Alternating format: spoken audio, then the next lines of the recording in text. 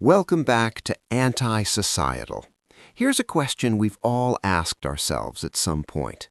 We usually know what we need to do to improve our lives.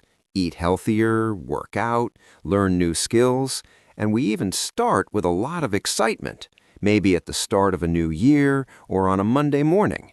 But then what happens? By Wednesday or Thursday, that excitement fades away, and we find ourselves right back where we started. It feels like some invisible force pulls us back into our comfort zone. And if we're being honest, this is a battle where our biggest enemy isn't someone else, it's us. So what's really going on? The root problem is a major misunderstanding. We rely on motivation to succeed. But the truth is, motivation is incredibly unreliable. It's just a feeling, and feelings change like the weather. One day you feel fired up, the next day you feel drained. Discipline, on the other hand, is a system. It doesn't depend on how you feel. It depends on the commitment you've made to yourself. Motivation is like a big wave. It can push you forward for a while, but then it disappears. Discipline is like an anchor. Even in the middle of a storm, it keeps your boat steady. In today's conversation, we're going to understand discipline not as a burden, but as the key to real freedom.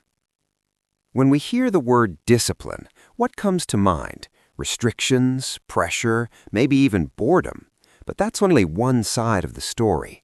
In reality, true freedom isn't about doing whatever you feel like. It's about mastering yourself. And that's the kind of freedom that leads you to the life you actually want. Think about this.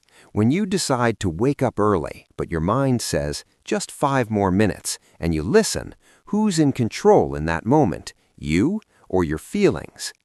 Discipline gives you the power to rise above your emotions and make decisions that are better for your future. When you build discipline, you become the driver of your life, not just a passenger going wherever life takes you. That's real freedom. Freedom from regret and from being controlled by short-term pleasure. Now let's talk about the most important foundation of discipline. Without it, any effort collapses like a house built on sand. That foundation is your why. If you don't know why you're doing something, every step will feel heavy. Waking up early will feel like punishment. Working out will feel painful. Eating healthy will feel like a sacrifice. No one chooses discomfort just because a book says so. When your purpose isn't clear, your mind creates excuses, and eventually you give up. But this is where everything changes. Your why is your inner fire.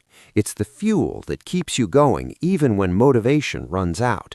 It could be a dream, the desire to give your family a better life, or the deep urge to escape a painful situation. When your why becomes strong enough, discipline stops feeling like punishment and becomes the best path to your purpose. So ask yourself, what is your deepest, most emotional why? What is that one thing you're willing to pay any price for? Find it, write it down, remind yourself of it every single day. Because when your why is strong enough, the how becomes easier. Obstacles, fatigue, and sacrifices start to feel smaller. Once your why is clear, the next step is to turn it into a system. Let's understand this through the story of Ratik, a regular young guy who completely transformed his life by following 3 simple principles of discipline. Before this, his life was chaotic. He wanted to do a lot, but couldn't get anything done because he had no plan. These 3 principles gave him clarity. First, he turned vague wishes into clear goals. Second, he built a daily routine to reach those goals. Third, he learned to say no to distractions. For example, he didn't say, "I want to lose weight." He said, "I want to lose 10 kilograms in 6 months." He didn't say, "I want to learn something." He picked 3 specific courses. Clear and measurable goals are important so you can track your progress.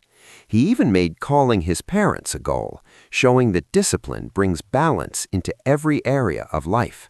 Self-control isn't something you're born with. It's a skill you build over time, like a muscle. The more you use it, the stronger it gets. For Rotik, his biggest distraction was his phone, so he deleted the apps that were wasting his time.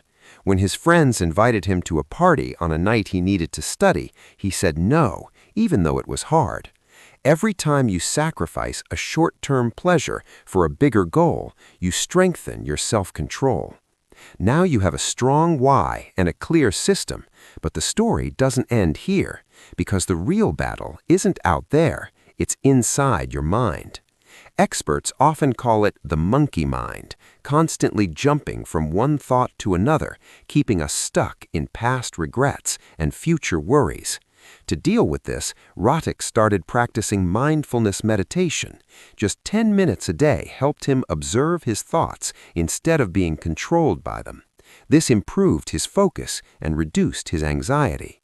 The path of discipline isn't straight. There will be ups and downs. You'll fall. You'll fail. The important question isn't whether you fall, it's what you do after you fall. Seeing failure as a permanent wall is the biggest mistake. When one of Rotik's projects failed badly, he didn't quit. He sat down and analyzed it. What went wrong? What can I learn from this? He treated failure as data, not defeat. Using those lessons, he built a better strategy and eventually succeeded. So start seeing failure as a teacher, not an enemy. Now let's move to the final and probably the most important part, consistency. The real magic isn't in one day of extreme effort, it's in hundreds of days of small, consistent actions. Success isn't a sprint, it's a marathon. The real challenge is showing up on the days you don't feel like it, when you're tired, when your motivation is at zero. Consistency means showing up every single day, no matter how you feel. And that's what separates average people from extraordinary ones. Another big misconception is that discipline means never making mistakes. This belief puts unnecessary pressure on you. If you eat something unhealthy one day during your diet, it doesn't mean everything is ruined. This all-or-nothing mindset is dangerous. The real power of discipline is in getting back up after you fall. If you break your routine one day, what matters is getting back on track the very next day. Winners aren't the ones who never fall, they're the ones who get back up every single time. Remember, this journey isn't about perfection, it's about progress. Discipline is built one brick at a time. So don't make huge, unrealistic promises today. Make just one small promise and keep it. It could be a 10-minute walk, reading one page of a book, or even drinking a glass of water. Because every time you keep a small promise to yourself, you build trust in yourself. And that small promise becomes the first step to a disciplined and meaningful life. If this made you think, don't forget to like, subscribe, and share it with your friends and family who want to improve their lives. I'll see you in the next one.